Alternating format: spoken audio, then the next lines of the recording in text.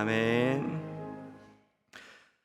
오늘 이 아침 우리에게 준 하나님의 말씀은 고린도전서 15장 12절에서 19절의 말씀입니다.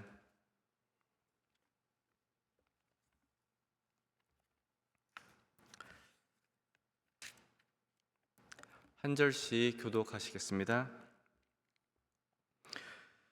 그리스도께서 죽은 자 가운데서 다시 살아나셨다 전파되었거늘 너희 중에서 어떤 사람들은 어찌하여 죽은 자 가운데서 부활이 없다 하느냐.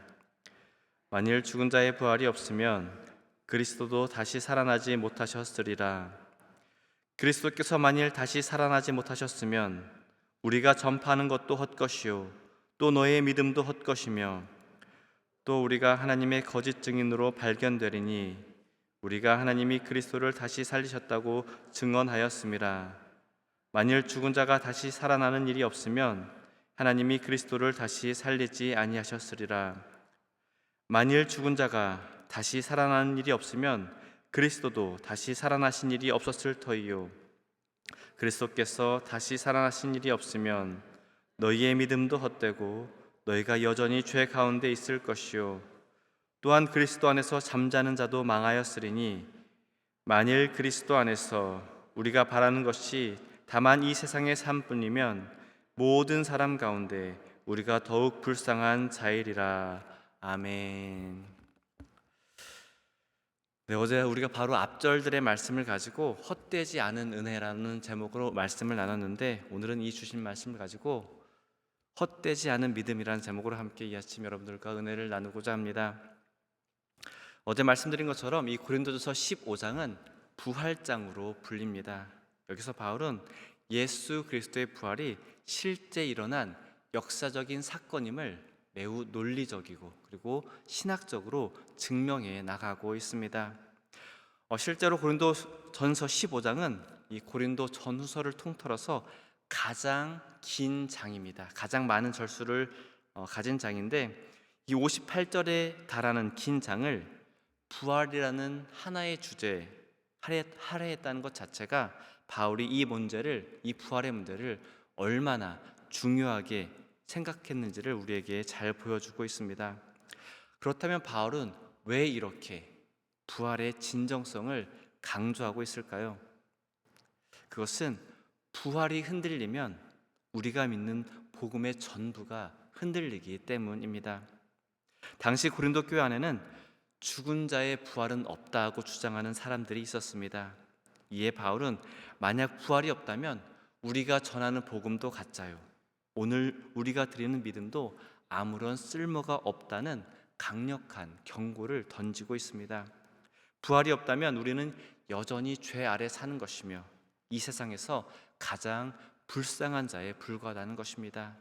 하지만 바울은 이 오늘 말씀을 통해서 부활의 확신 위에 세워진 우리의 믿음이 결코 헛된 것이 아님을 분명하게 선포하고 있습니다.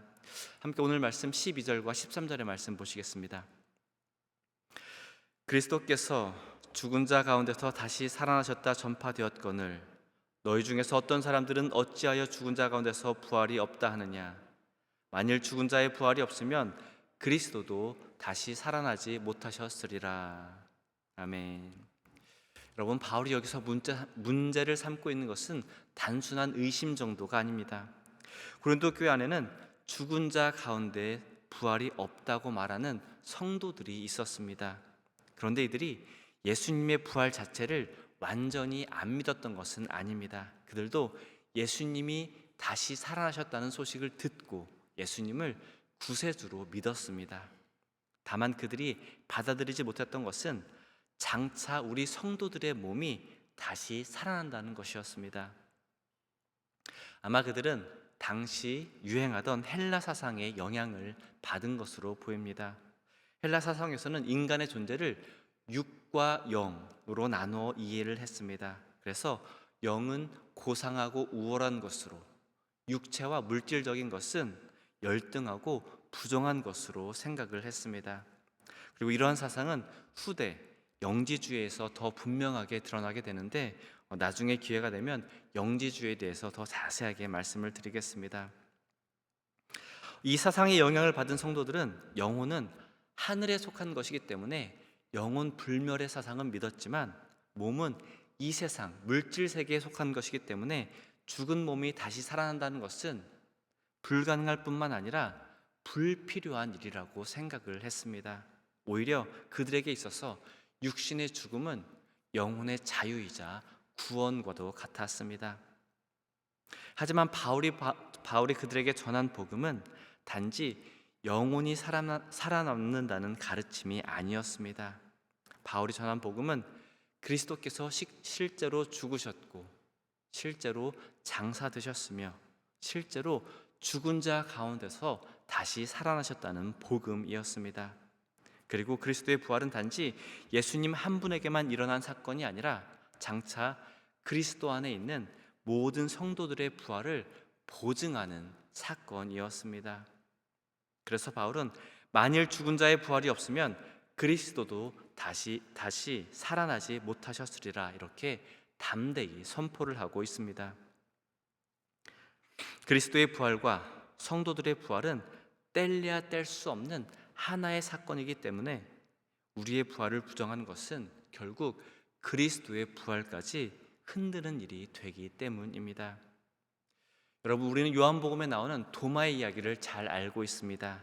부활을 의심하며 손의 못자국과 옆구리의 상처를 확인하려 했던 도마에게 주님은 직접 찾아오셔서 그 상처를 보여주셨습니다. 이것은 부활하신 예수님이 단순한 영적인 환상이나 상징이 아니었음을 보여줍니다. 주님은 십자가의 흔적을 지닌 그 부활의 몸으로 제자들 가운데 나타나셨습니다. 주님은 아마 부활하셨을 때 그 상처를 말끔히 지우고 보다 더 온전한 모습으로 나타나셨을 수도 있었을 것입니다. 하지만 주님은 그렇게 하지 않으셨습니다. 손에 못자국, 옆구리에 그 창자국을 그대로 지닌 채 제자들에게 나타나셨습니다. 왜 그랬을까요? 부활의 그 확신을 주기 위해서였습니다. 여러분, 우리 기독교 신앙은 영적인 환상이나 정신적인 교훈 위에 세워진 것이 아닙니다. 우리의 믿음은 실제로 십자가 위에서 죽으시고 실제로 무덤에 누이셨으며 실제로 죽은 자 가운데서 다시 살아나신 예수 그리스도 위에 세워져 있습니다. 주님의 부활이 우리의 부활의 근거이며 그 소망이 오늘 우리가 이 자리에 모인 이유임을 날마다 기억하시길 바랍니다. 함께 14절 말씀 보시겠습니다. 그리스도께서 만일 다시 살아나지 못하셨으면 우리가 전파하는 것도 헛것이요 또 너희의 믿음도 헛것이며. 아멘. 여러분, 이 구절은 오늘 본문의 중심입니다. 바울은 아주 분명하게 말하고 있습니다. 그리스도께서 다시 살아나지 않으셨다면 우리가 전하는 것도 헛것이고 우리가 믿는 것도 헛것이라는 것입니다. 여기서 헛것이라는 말은 속이 텅 빈 알맹이가 없다는 뜻입니다. 겉보기에는 화려해 보일지 몰라도 아무런 실제적인 능력이 그 안에 없다는 것입니다. 부활이 없다면 지금 우리가 드리는 예배도 헛것입니다. 우리가 평생 해온 기도와 헌신도 헛것입니다. 지금 제가 강단에서 전하는 설교도 여러분이 붙들고 있는 믿음도 결국 속이 텅 빈 사기극에 불과하다는 것입니다.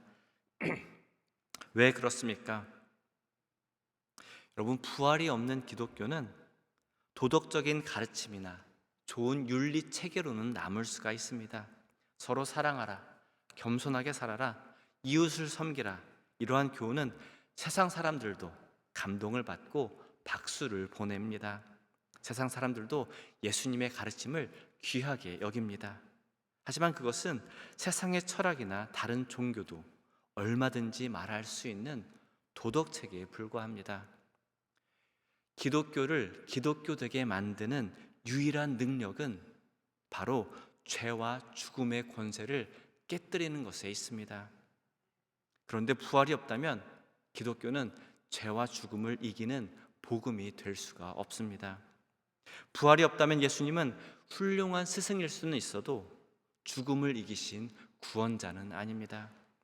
부활이 없다면 예수님의 십자가는 한 의로운 인간의 감동적인 희생일 수는 있어도 우리를 죄에서 건져내는 속죄의 능력은 될 수가 없습니다. 바울의 말대로 부활이 없다면 우리는 여전히 죄의 사슬에 묶여서 영원히 파멸을 기다려야 하는 비참한 존재일 뿐입니다. 여러분, 우리가 매 주일, 매일 새벽 이 자리에 나와서 예배를 드리는 이유가 무엇입니까? 매일 삶의 자리에서 치열하게 믿음을 지키며 살아가는 그 근본적인 이유가 무엇입니까? 좋은 말씀을 듣기 위해서입니까? 아니면 사람들로부터 착한 사람이라는 평판을 얻기 위해서입니까? 아니면 마음의 위안을 얻기 위해서입니까? 아닙니다. 우리가 이 예배의 자리를 지키는 이유는, 근본적인 이유는 우리는 죽음 너머의 영원한 생명을 얻었기 때문입니다. 예수 그리스도께서 무덤을 여시고 부활하심으로 죄와 사망의 법이 우리를 더 이상 가둘 수 없음을 선포하셨기 때문입니다. 부활은 우리가 믿어도 되고 안 믿어도 되는 선택사항이 아닙니다. 부활은 복음의 기둥이며 우리 신앙의 전부입니다. 여러분, 주님은 실제로 살아나셨습니다. 그리고 그 부활 위에 우리의 믿음이 서 있습니다. 그러므로 우리가 전하는 복음은 헛된 이야기가 아니며 우리의 믿음 또한 결코 헛되지 않다는 것을 굳게 믿으시길 바랍니다. 마지막으로 18절과 19절의 말씀 보시겠습니다. 또한 그리스도 안에서 잠자는 자도 망하였으리니 만일 그리스도 안에서 우리가 바라는 것이 다만 이 세상의 삶뿐이면 모든 사람 가운데 우리가 더욱 불쌍한 자이니라. 아멘. 여러분, 바울은 이 두 절에서 부활이 없을 때 찾아올 수 있는 가장 처절한 결과 두 가지를 말하고 있습니다. 하나는 이미 죽은 성도들의 문제이고, 다른 하나는 지금 살아서 믿음을 붙들고 있는 우리 자신들의 문제입니다. 먼저 바울은 이미 죽은 성도들을 향해 죽은 자가 아니라 그리스도 안에서 잠자는 자라고 부르고 있습니다. 여러분, 이 표현을 깊이 주목해야 합니다. 성경이 성도의 죽음을 잠잔다고 표현하는 이유는 분명합니다. 왜냐하면 다시 깨어날 때가 있기 때문입니다. 밤에 잠자리에 들 때 다시 눈을 뜰 아침을 당연하게 기다리듯 성도의 죽음은 주님이 다시 오시는 그 영광스러운 아침에 신령한 몸으로 깨어나기 위한 잠시 동안의 휴식, 잠이라는 것입니다. 그래서 우리는 사랑하는 믿음의 가족을 먼저 떠나보낼 때 가슴 아픈 그 찢어지는 슬픔 중에서도 다시 만날 부활의 소망을 품을 수가 있는 것입니다. 하지만 만일 부활이 없다면 이 모든 소망이 사라지게 됩니다. 그리스도 안에서 살다가 먼저 세상을 떠난 성도들도 결국 망한 것이 됩니다. 믿음을 지키며 살았던 삶도, 주님을 바라보며 견뎠던 고난도, 마지막 순간까지 붙들었던 그 소망도 아무 의미 없는 헛것이 되고 맙니다. 이어서 바울은 19절에서 지금 살아서 믿음의 길을 걷는 우리 자신을 향해도 폭탄과 같은 선언을 던지고 있습니다. 여러분, 제가 지금 지난 수요일 저녁부터 목금토 새벽까지 말씀을 전하고 있는데, 만약 죽음 이외의 부활도 없고 영원한 하나님 나라도 없으며 오직 이 땅에서의 삶이 전부라면 제가 말씀을 전할 필요도, 그리고 여러분들이 피곤한 몸을 이끌고 이 말씀을 들을 이유도 전혀 없다는 것입니다.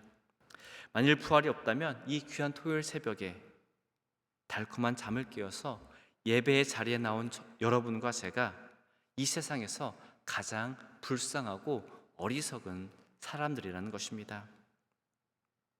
여러분, 세상 사람들은 이 땅의 삶이 전부라고 믿기에 자기 정욕과 쾌락을 위해 아쉬움 없이 살아갑니다. 하지만 우리는 어떻게 살아갑니까? 주님 때문에 때로는 손해를 보기도 합니다. 복음 때문에 때로는 자존심을 꺾기도 합니다. 이웃을 위해 내 소중한 것들을 아낌없이 내어주고 헌신할 때가 있습니다. 때로는 믿음을 지키기 위해 눈물을 흘리며 좁은 길을 걸어가기도 합니다. 그런데 그렇게 치열하게 믿음의 경주를 마쳤는데 죽음 이후에 아무것도 없다면 우리만큼 믿지는 장사를 한 사람이 어디 있겠습니까? 세상 재미 다 포기하고 바보처럼 살아온 우리가 가장 불쌍한 인생들이 아니겠습니까? 하지만 바울이 이렇게 비참한 가정을 전하는 이유는 역설적으로 우리의 믿음이 결코 불쌍하지 않으며 가장 영광스럽다는 것을 확증하기 위함입니다. 그리스도께서 참으로 다시 살아나셨기 때문에 먼저 간 성도들은 망한 것이 아니라 영광스러운 부활의 아침을 대기하며 평안히 잠들어 있다는 것입니다. 또한 주님 때문에 오늘 우리가 감내하는 수고와 눈물, 헌신과 예배는 결코 공중에 흩어지는 헛수고가 아닙니다. 이 세상의 삶이 전부가 아니라 장차 다가올 영원하고 온전한 부활의 삶이 우리 모두를 기다리고 있기 때문입니다. 사랑하는 성도 여러분, 성도의 죽음은 영원한 패배가 아니라 부활을 기다리는 복된 삶과 같습니다. 그리고 우리의 시선은 이 짧은 세상의 삶에만 머물러 있지 않습니다. 주님을 위해 손해보고 눈물 흘리고 헌신하는 우리의 삶은 오히려 세상에서 가장 지혜롭고 가장 복된 삶입니다. 오늘 이 새벽 혹시 낙심과 절망의 자리에 계신 분이 있다면 일어나 부활의 산소망을 단단히 붙드시길 바랍니다. 그리하여 장차 우리에게 주어질 그 영광스러운 부활을 바라보며 오늘도 주님 안에서 헛되지 않은 믿음으로 힘차게 전진하시는 저와 모든 여러분들이 되시길 주님의 이름으로 간절히 축원합니다. 함께 기도하시겠습니다.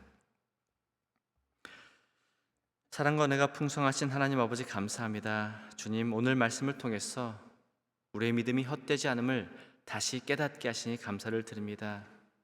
예수 그리스도께서 실제로 죽은 자 가운데서 다시 살아나셨기에 우리의 믿음과 소망이 흔들리지 않게 하여 주시옵소서. 주님, 때로는 현실의 어려움 속에서 낙심하고 죽음과 두려움 앞에서 마음이 약해질 때가 있습니다. 그러나 부활하신 주님을 바라보며 다시 믿음으로 일어서게 하시고 이 세상의 삶이 전부가 아님을 기억하며 영원한 소망 가운데 살게 하여 주시옵소서. 우리의 기도와 우리의 섬김과 우리의 믿음의 수고가 주님 안에서 결코 헛되지 않음을 믿습니다. 오늘도 부활의 주님을 붙들고 헛되지 않은 믿음으로 살아가게 하여 주시옵소서. 감사드리며 이 모든 말씀 우리 주 예수 그리스도 이름으로 기도드렸습니다. 아멘. 하늘에 계신 우리 아버지여, 이름이 거룩히 여김을 받으시오며 나라의 임하옵시며 뜻이 하늘에서 이루어진 것 같이 땅에서도 이루어지이다. 오늘 우리에게 일용할 양식을 주시옵고 우리가 우리에게 죄 지은 자를 사하여 준 것 같이 우리 죄를 사하여 주시옵고 우리를 시험에 들게 하지 마시옵고 다만 악에서 구하시옵소서. 나라와 권세와 영광이 아버지께 영원히 쌓옵나이다. 아멘. 이 시간 다 같이 계속해서 함께 기도하기를 원합니다. 먼저 내일 있을 주일 예배를 위해 함께 기도하겠습니다. 예배 가운데 하나님의 임재와 은혜가 충만하고 말씀과 찬양과 기도 속에서 모든 성도들이 새 힘을 얻는 시간이 되길 위해서 기도하기를 원합니다. 그리고 우리 교회가 다음 세대를 믿음으로 세우는 교회가 되도록 기도하겠습니다. 어린이와 청소년, 청년들이 하나님 안에서 살아나고 또 교회가 그들을 사랑으로 품고 세우는 공동체가 되기를 위해서 함께 기도하길 원합니다. 마지막으로 치유와 회복에 필요한 성도들을 위해 함께 기도하길 원합니다. 몸과 마음이 연약한 분들에게 주님의 치유의 손길이 임하시고 낙심한 영혼들이 하나님의 위로와 평안 가운데 회복되게 해달라고 이 시간 함께 한 마음으로 기도하시겠습니다.